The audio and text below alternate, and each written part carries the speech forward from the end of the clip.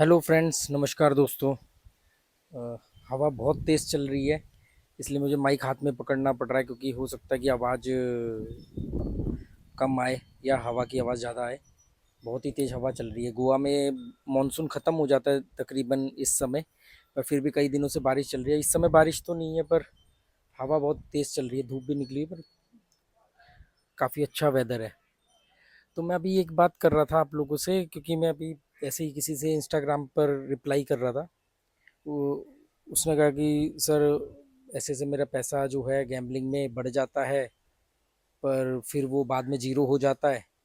और उसके भी बाद में मतलब मैं कभी मुझे लगता है कि गेम में चीटिंग हो रही है, कभी लगता है ये प्लेटफॉर्म अच्छा है, कभी लगता है वो प्लेटफॉर्म अच्छा है। तो मैं क्या करूं, मैं गैम्बलिंग छोड़ भी नहीं पा रहा हूं और मैं कंट्रोल भी नहीं कर पा रहा हूँ। जैसे आपका कंट्रोल है कि आप गोवा में भी रहते हो, तो पर आप रेगुलर नहीं जाते हो, या आप ऐसे देशों में ज़्यादा रहते हो जहाँ पर मतलब कसिनो है ही नहीं, या ऑनलाइन भी आप बहुत कम प्ले करते हो। तो ये नियंत्रण कैसे मैं करूँ, या मैं ऐसे कैसे मेरे दिमाग जो है वो मैं फैसला करता हूँ कि मैं जुआ छोड़ दूँ, कुछ दिन उस पर टिका रहता हूँ, फिर उसके बाद में मैं खेलने लग जाता हूँ। और जब मैं खेलता हूँ तो खेलने में भी पंगा क्या है कि जैसे अमाउंट बढ़ गया, मुझे रुकना चाहिए। जैसे आपने हिट एंड रन बताया कि भी अपना छोटा मोटा हिट करो और निकल जाओ, तो मैं सोचता हूँ कि मेरा अमाउंट इतना हो जाएगा, मैं निकल जाऊंगा, पर उसके बाद में मैं रुक नहीं पाता। ये बड़ी कॉमन प्रॉब्लम है। तो मैंने कहा चलो इस पर मैं उसको मैं रिप्लाई कर रहा था, फिर वही मुझे आया कि बात एक की नहीं है, ये तो कॉमन प्रॉब्लम है। तो एक वीडियो बना के डालूंगा तो बहुत सारे लोगों को ये समझ में आएगा। देखो, मैंने जितना समझा, ऐसा नहीं कि मैं कोई बहुत बड़ा डेढ़ शाना हूँ या मुझे सब कुछ पता है या मैं कोई बहुत ज़्यादा कोई दिमागदार हूँ या मेरे, ऐसा कुछ नहीं है। मेन बात ये कि जितना मैंने समझा है, क्योंकि मैंने ट्रैवलिंग बहुत करता हूँ मैं, और ट्रैवलिंग मैंने गैमलिंग को लेकर के भी बहुत की हुई है। साउथ एशियन सभी कंट्रीज़ में प्ले किया है। और कई लोगों से मेरी मतलब कई लोगों से क्या, मेरा मेन मकसद ये होता है ज़्यादा से ज़्यादा लोगों से बात करना। तो मैंने ये पाया कि गैमलिंग के अंदर दो तरह के धोखे होते हैं। एक, ये दो धोखों, जो दो धोखे हैं या दो स्कैम हैं, या जो भी आप समझो, ये दो तरह के हैं। तो इसमें मैं मेरे हिसाब से एक तो बहुत आसान है, एक आसान है, बहुत तो नहीं कहेंगे। दोनों के कंपैरिजन में एक आसान धोखा है जो आपको बहुत ज़्यादा नुकसान नहीं पहुंचाता, जहाँ से आप निकल सकते हो, उसको पहचान सकते हो, उससे मूव ऑन कर सकते हो। एक धोखा जिसको मैं मानता हूँ जो बहुत खतरनाक धोखा है, और वो धोखा गैम्बलिंग तक ही नहीं सीमित रहता है। जो लोग गैम्बलिंग नहीं भी करते उनकी भी लाइफ में वो धोखा होता रहता है। अब इसको मैं डिटेल में अगर समझाने की कोशिश करूँ तो, एक धोखा जो बाहर से मिलता है आपको, मतलब बाहर से आपके साथ बेईमानी होती है, चीटिंग होती है, धोखा दिया जाता है। एक धोखा जो अंदर से आपको मिलता है, आपके अंदर से, मतलब जैसा आपने मैंने कई वीडियो में देखा होगा, मैं कहता हूँ कि लोग मुझसे पूछते हैं कि क्या गैम्बलिंग में चीटिंग होती है क्या, ऑनलाइन में चीटिंग होती है क्या, ऑफलाइन कसिनो में चीटिंग होती है क्या। मैं बोलता हूँ बॉस, उस चीटिंग पे ज़्यादा फोकस मत करो। वो चीटिंग इतनी बड़ी चीटिंग नहीं है, वो एक बार आपको हराएगी, दो बार हराएगी, सिर्फ पैसा लेके जाएगी। जो चीटिंग आपका दिमाग करता है उसके बारे में समझो। सेम वही चीज़, जो धोखा बाहर से मिल रहा है, जो धोखा, जो चीटिंग, जो गलतियां बाहर से हो रही है, वो इतनी इंपॉर्टेंट नहीं। जो गलती आपका दिमाग करवा रहा है, जो आपसे आपको धोखा दे रहा है, वो सबसे इंपॉर्टेंट है। क्योंकि देखो, मालूम क्या है, अब इसको थोड़ा डिटेल में हम समझे। बाहर से मिलने वाले धोखे कौन से हैं कि आप बैठे हो, आप आराम से अपना ज़िंदगी जी रहे हो, सब कुछ बहुत बढ़िया है, तभी आपका कोई दोस्त आया, उसने गले में सोने की चेन पहनी है या नई गाड़ी ली है, या कहीं घूम के आया, गोवा वगैरह कहीं से आया है, वो आके आपको कह रहा है कि अरे यार, मैं तो वहाँ गया था गोवा में, मैंने कसिनो में एक रात में 1.5 लाख बनाया, 2 लाख बनाया, मैं तो खर्चा पानी भी निकल आया, 50,000 प्रॉफिट भी लेके आ गया। मान लो गोवा या कहीं पर भी जहाँ पे कसिनो होते हैं, नेपाल है, सिंगापुर है, श्रीलंका, कहीं पर भी वो आके आपको कहानी सुना गया। अब आपके दिमाग में वो कीड़ा डाल गया, अब वो कीड़े उछलने लग रहे हैं। या आप बैठे हुए हो, अचानक आपको एक ऐड आती है फेसबुक पे या किसी भी जगह पे, ऑनलाइन जो भी आप प्लेटफॉर्म यूज़ करते हो, सोशल मीडिया, वहाँ पे एक ऐड आती है कि भी आप यहाँ पर लॉगिन करो, आपको इतना बोनस अमाउंट मिलेगा, या आपको इतना अमाउंट खेलने के लिए मिलेगा। क्योंकि वो चाहते हैं कि आप आओ और प्ले करो, चाहे उनके पैसे से ही करो, क्योंकि उनको मालूम है एक बार आपने कर लिया तो उसके बाद में आप अपना पैसा ज़िंदगी भर ला ला के देते रहोगे। तो ये जो धोखे हैं, इसको बोलते हैं, एक साइकोलॉजिकल टर्म में बोलते हैं लॉटरी इफेक्ट। साइकोलॉजिकल टर्म में एक शब्द होता है लॉटरी इफेक्ट। लॉटरी इफेक्ट का मतलब क्या होता है कि जैसे हम मान लो किसी को बॉलीवुड में आके सुपरस्टार बनना है, मतलब एक्टर बनना है या हीरो बनना है, तो वो कहेगा यार शाहरुख खान भी तो आया था ना दिल्ली से, वो भी तो बना ना। अब हमें लॉटरी इफेक्ट का मतलब क्या है कि हमें वो एक आदमी दिख रहा है जो दिल्ली से आया था, जिसका बैकग्राउंड फिल्मी नहीं था, और वो देखो कितना बड़ा बादशाह बन गया बॉलीवुड का। हमें ये नहीं मालूम कि उसके आसपास लाखों लोग आए थे जो नहीं बन पाए। तो लॉटरी इफेक्ट का मतलब क्या होता है कि हमारा दिमाग उस एक एग्जाम्पल को पिक करता है, क्योंकि बायस होता है दिमाग। बायस का मतलब होता है पक्षपाती होता है, एक तरफ उसने राय पहले बना रखी होती है, ये मुझे तो बॉलीवुड में जाना है, हीरो बनना है। अब उसको सिर्फ वो एक एग्जाम्पल दिखेगा, वो लाखों एग्जाम्पल नहीं दिखेंगे जो आए थे कुछ नहीं कर पाए वापस लौट गए, बर्बाद हो गए, ये हो गया वो गया। सेम लॉटरी इफेक्ट कसिनो में सबसे ज्यादा काम करता है। ये बात, ये मनोवैज्ञानिक बात है, ये बात हर गैम्बलिंग ऐप वाले, गैम्बलिंग वेबसाइट वाले ये बात जानते हैं। और आज नहीं, ऑनलाइन में से पहले भी जो भी लॉटरी चलती थी ना, पहले आपने देखा होगा शहरों में लॉटरी चलती थी, 10 रुपए 50 रुपए 100 रुपए की खरीदो, महालक्ष्मी लॉटरी, गणेश लॉटरी, ये लॉटरी वो लॉटरी। या ये जो, इसमें क्या होता है, या ऑफलाइन कसिनो, जब भी कोई एक आदमी जीतता है, जीतता है क्या, उसको एक को ये जितवाते हैं हर कुछ टाइम पे, बड़ी रकम देते हैं। लॉटरी कैसे काम करती है, एक आदमी को बड़ी रकम देते हैं, किसी ना किसी की तो निकलेगी, पर लाखों लोग उस लॉटरी इफेक्ट, लॉटरी इफेक्ट मतलब उस एक आदमी के उदाहरण पर, बहुत ही तेज हवा चल रही है दोस्तों, फोन ना गिर जाए, तो उस लॉटरी इफेक्ट के चक्कर में बाकी के सारे लोग एक उम्मीद में लगे रहते हैं। तो जब, तो यही लोग, ये जो बाहर से आपको ट्रिगर करते हैं कि जैसे वो बताएंगे ये आदमी ने 50 लाख जीता, ये आदमी ने इतने 1 करोड़ जीता, उसको ना ये पैसे दे करके मीडिया में उसकी न्यूज को बर्न करते हैं, मतलब मीडिया में चलेगा, अखबारों में छपेगा, सोशल मीडिया पे रील वायरल होगी, ये आदमी ने इतना लाख जीता, उतना लाख जीता, क्योंकि इससे लॉटरी इफेक्ट काम करेगा कि अरे यार वो जीता है मैं भी जीत सकता हूँ। इस उम्मीद में लाखों लोग उसमें लगते हैं। ये जो धोखे हैं, ये बाहर से आने वाले धोखे, मैं इसको आसान धोखा समझता हूँ, क्योंकि ये तो साइकोलॉजिकल मिस्टेक है, ये बाहर से आने वाला धोखा है। अगर आप मेंटली स्ट्रांग बन जाओ, या आपको ये सब लूप होल मालूम हो जाए, तो बाहर से आने वाले धोखों को आप बहुत हद तक कम कर लोगे, अपने ऊपर नियंत्रण पा लोगे। आपको वो एक एग्जाम्पल नहीं दिखेगा कि जो जिसको जिसको आप चुन करके बेमतलब जबरदस्ती अपने आप को बायस बना रहे हो, और ऑप्टिमिस्टिक बायस मतलब जरूरत से ज्यादा आशावादी बनाते हो। नहीं नहीं यार, हमें वो लाखों लोगों नहीं, मैं तो वही एक में शुमार हूँ। जैसे मैं कहता हूँ कि यार इंडिया में 2 से 3% ही लोग हैं जो इससे अपना रोटी पानी चला पाते हैं गैम्बलिंग से, वो भी वो हैं जो पहले बहुत बड़ी रकम हार चुके हैं। पर आपको पता हूँ कमाल की बात क्या है, हर आदमी को ये लगता है कि वो 2-3% में शामिल है, कि नहीं नहीं मैं तो 2-3% में, मैं तो गलती नहीं करूंगा, मैं तो शराब नहीं पीता हूँ, मैं तो ये करता हूँ, मैं तो वो करता हूँ। ये चीज़ बड़ी होती है। ये सब बाहर से आने वाले धोखे, इनको मैं बहुत बड़ा धोखा नहीं समझता हूँ। सबसे बड़ा धोखा जो है वो आपका दिमाग आपको देता है। आपका दिमाग आपको धोखा देता है। आपको, आपने सोचा कि मैं ये अमाउंट लेकर के गया हूँ, एक्स वाई जेड जो भी आपका अमाउंट है, इस अमाउंट को इतना इतना अमाउंट पे होने पर मैं निकल जाऊंगा, और वो अमाउंट उसके आसपास आ भी जाता है।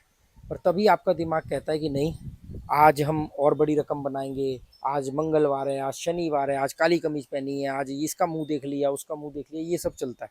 ये जो धोखे हैं, ये जो लालच, और ये धोखा आता कहाँ से है, ये धोखा दो ही वजह से आता है, एक लालच और एक डर। जीतने का लालच और हार का डर। जब तक आपके अंदर जीतने का लालच रहेगा, तब तक हार का डर रहेगा। अब ये दोनों, देखो, कोई भी आदमी गैम्बलिंग करता है, करता तो जीतने के लिए, पर मैं कह रहा हूँ कि लालच नहीं होना चाहिए। आप इस दोनों बातों को समझो, जीतने की चाह होनी चाहिए जी, हर हर आदमी किसी भी गेम को खेलता है, गैम्बलिंग भी छोड़ो। अगर कोई आपस में मान लो कोई कैरम खेल रहा है, कोई लूडो खेल रहा है, कोई कुछ भी गेम खेल रहा है, क्रिकेट खेल रहा है, कुछ भी खेल रहा है, वो हर आदमी जीतने के लिए खेलता है। पर जीतने जीतने के लिए खेल रहा है कोई दिक्कत नहीं है, जीतने जरूरी होता है, हर आदमी जीतना चाहता है, पर जीतने का लालच नहीं होना चाहिए। जीतने के लालच का मतलब ये होता है कि आप, अगर आप जीत के लालच की तरफ हो, तो मतलब आप ये सिर्फ जीतने के लिए खेल रहे हो।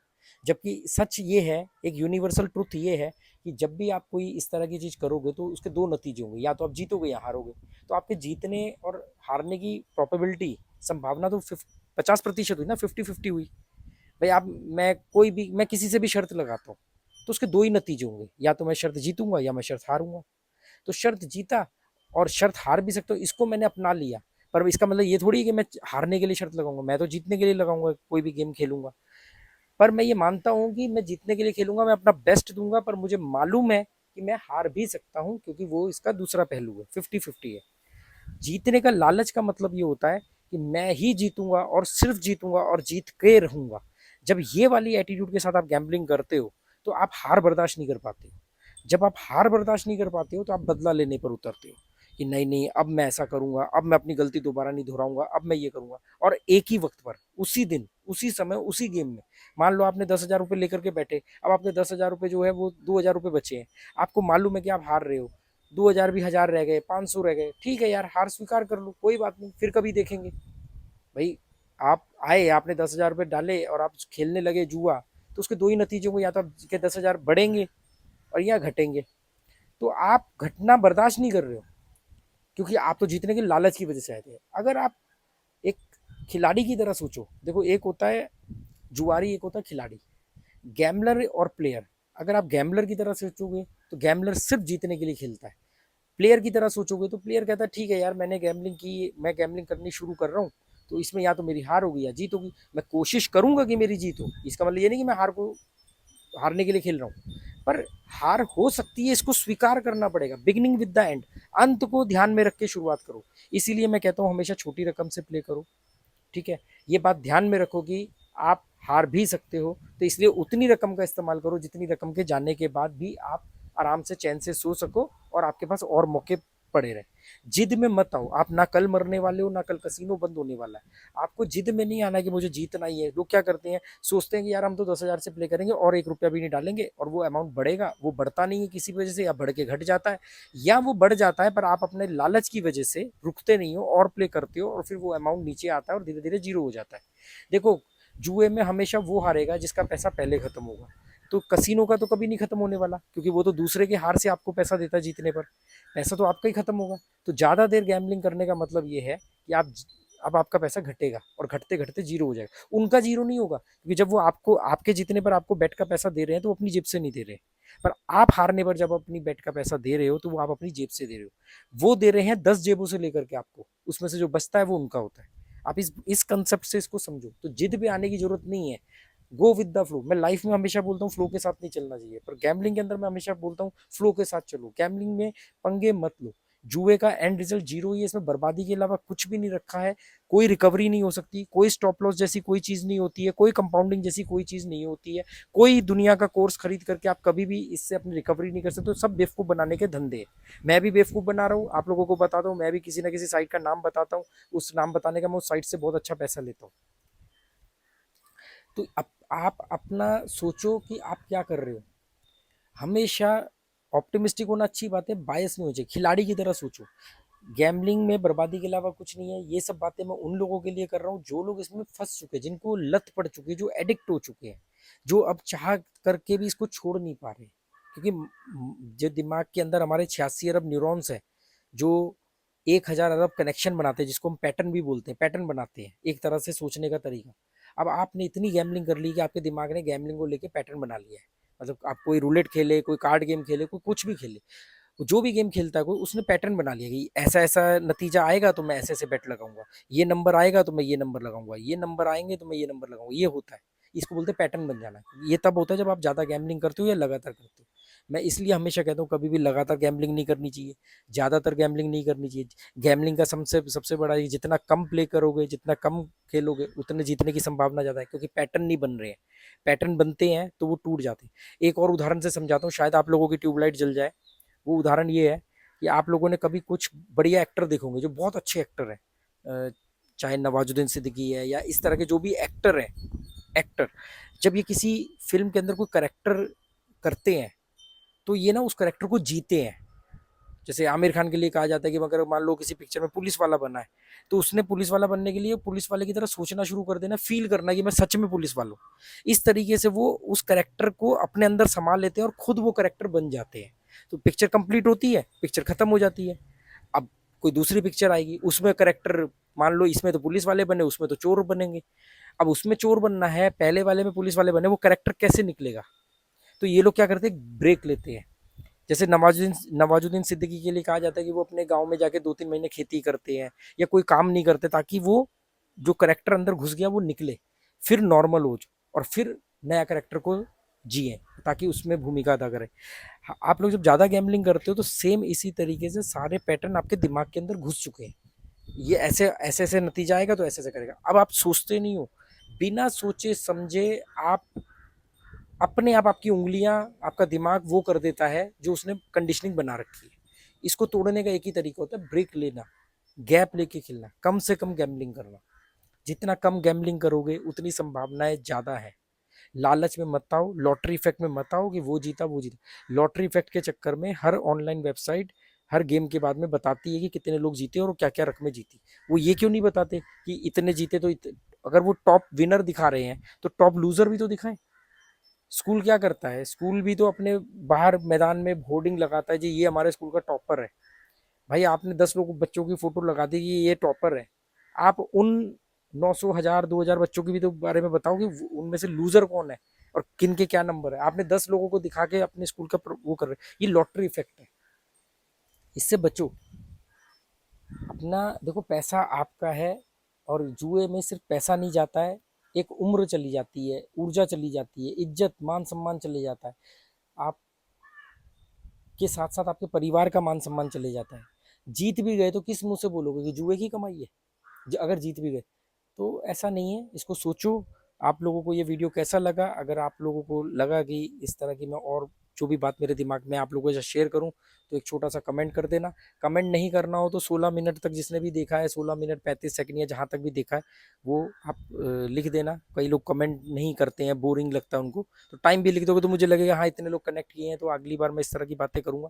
वैसे भी आप लोगों ने देखा मनीज नथिंग पर मैं बहुत कम वीडियो डाल रहा हूँ अब आजकल, और जल्दी ही मैं मनीज नथिंग पर लाइव आऊँगा ताकि मैं आप लोगों के सवालों के डायरेक्ट लाइव में जवाब दे सकूं। जो भी आपको कन्फ्यूजन है आप मुझसे पूछ सकते हो, बात कर सकते हो, मैं राय रख सकता हूँ।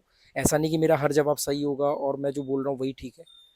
और बाहर से आने वाले धोखों से बचो, पर सबसे ज़्यादा आपका दिमाग जो आपके साथ चीटिंग करता है उस पर फोकस करो, उससे कैसे बचना है, वो कैसे लालची हो गया है, इस तरीके से चीज सोचो। अपने आप को वैल्यू, हाई वैल्यू मैन समझो, अपनी इज्जत करो। जब आप इज्जत करोगे तो आपका जुए शराब सिगरेट इन सबसे मन हटेगा, सेहत की तरफ जाएगा, अच्छा खाओगे, अच्छा सोचोगे, अच्छा कंटेंट देखोगे, अच्छे लोगों के साथ जुड़ोगे।